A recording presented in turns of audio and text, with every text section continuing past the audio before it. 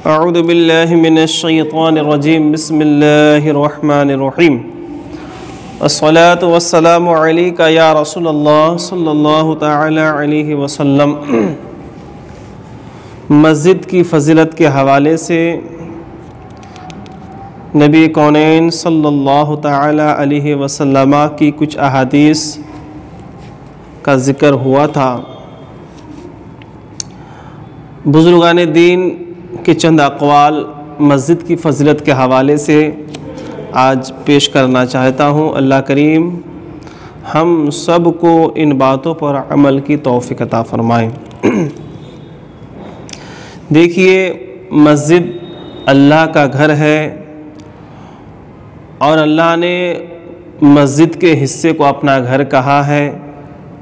हमारे लिए यही फरमान बहुत माने रखता है और मस्जिद हमारे लिए इबादत की जगह है, बंदगी की जगह है, इस्लाम का मरकज़ है और मसाजिदें इस्लाम के मराकिज़ हैं। वहीं से इस्लाम के फ़रामीन और इस्लाम के अहकामात बयान किए जाते हैं। फरमाया गया है कि मस्जिद ईमान वालों के लिए दिल है। जिस तरह से इंसान का दिल अगर काम करना बंद कर दे या इंसान का ताल्लुक़ अपने दिल से टूट जाए तो इंसान ज़िंदा नहीं रह सकता। इसी तरह अगर हम मस्जिदों को वीरान कर देंगे या मस्जिदों से अपना ताल्लुक़ ख़त्म कर देंगे तो फिर हमारा ईमान सलामत नहीं रहेगा, हमारा ईमान ख़राब हो जाएगा। इसलिए हमें चाहिए कि हम मस्जिदों से अपना रिश्ता मज़बूत करें, मस्जिदों में आना जाना का जो सिलसिला है जारी रखें, मस्जिदों को इबादत के ज़रिए जो है आबाद करें। इसी में खैर और भलाई है। हदीस पाक में बयान किया गया है कि जिसका दिल मस्जिद से लटका हुआ रहता है, जिसका ताल्लुक़ मस्जिद से रहता है, कल बरोज़ क़यामत नफ्सा नफ्सी के आलम में वो अल्लाह के अर्श के साए में होगा। लिहाजा हमें मस्जिद से मोहब्बत करनी चाहिए, मसाजिद से उल्फत रखनी चाहिए, मसाजिद के हुकूक अदा करने चाहिए। आइए हमारे बुज़ुर्गों ने मस्जिदों के हवाले से क्या फ़रमाया है, चंद बातें मुलाहज़ा फ़रमाइए। हज़रत सैयदना सईद इब्न मुसय्यब रज़ियल्लाहु ताला अन्हु फरमाते हैं, जो मस्जिद में बैठता है वो अपने रब के हुज़ूर बैठता है तो उसे अच्छी बात ही करनी चाहिए। मस्जिद में जाने का मतलब ये हुआ कि हम अल्लाह के सामने हैं, अल्लाह के हुजूर हम खड़े हैं या बैठे हैं। लिहाजा मस्जिद में जाके अच्छी बात, दीन की बात करनी चाहिए, भली बात ही करनी चाहिए। फिर दूसरा उनका कौल है कि मस्जिद में दुनिया की बातें करना नेकियों को यूँ खा जाता है जैसे चौपाए घास खा जाते हैं। लिहाजा मस्जिद में जाकर दुनिया की बातें करके अपनी नेकियों को तबाह व बर्बाद नहीं करनी चाहिए। हज़रत सैयदना इमाम नक़ई रहमतुल्लाह अलैह फरमाते हैं, असलाफ़, हमारे जो असलाफ़ है रहमहुमुल्लाह, तारिक रातों में मस्जिद जाने को जन्नत में जाने का ज़रिया समझते थे। यानी हमारे बुज़ुर्गान दीन रात की तारीकी में, अंधेरी रात में, सन्नाटे में मस्जिद में जाना गोया कि यूँ समझते थे ये जन्नत में जाने का ज़रिया है। और यकीनन मस्जिद में आना जाना मतलब जन्नत में आने जाने का ज़रिया है।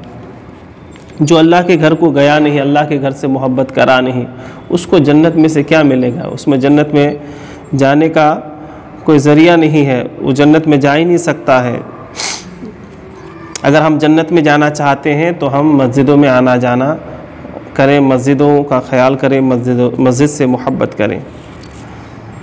हज़रत सैयदना अनस बिन मालिक रज़ियल्लाहु ताला अन्हु फरमाते हैं, जिसने मस्जिद में चिराग जलाया तो जब तक मस्जिद में रोशनी रहती है तब तक आम फरिश्ते और अर्श उठाने वाले ख़ास फरिश्ते उसके लिए दुआए मग़फ़िरत करते रहते हैं।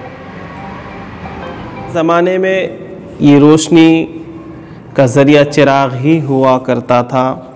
अब बिजली आ गई है, लाइट का इंतज़ाम हो रहा है, तो अब चिरागों का सिलसिला तो नहीं रहा, लिहाजा अगर कोई मस्जिद में लाइट का इंतज़ाम करता है और फिर वो लाइट जब तक जला हुआ रहता है या बल्ब जला हुआ रहता है तब तक फरिश्ते और आम फरिश्ते और ख़ास फरिश्ते दोनों उस शख्स के लिए दुआए मग़फ़िरत करते रहते हैं। फिर शेर खुदा अली मुर्तज़ा अमीरुल मोमिनीन अली रज़ी अल्लाह ताला अन्हु फरमाते हैं, जब बंदा फौत होता है, मर जाता है, तो ज़मीन में उसकी जाए नमाज और आसमान में उसके अमल रखने का ठिकाना उस पर रोते रहते हैं।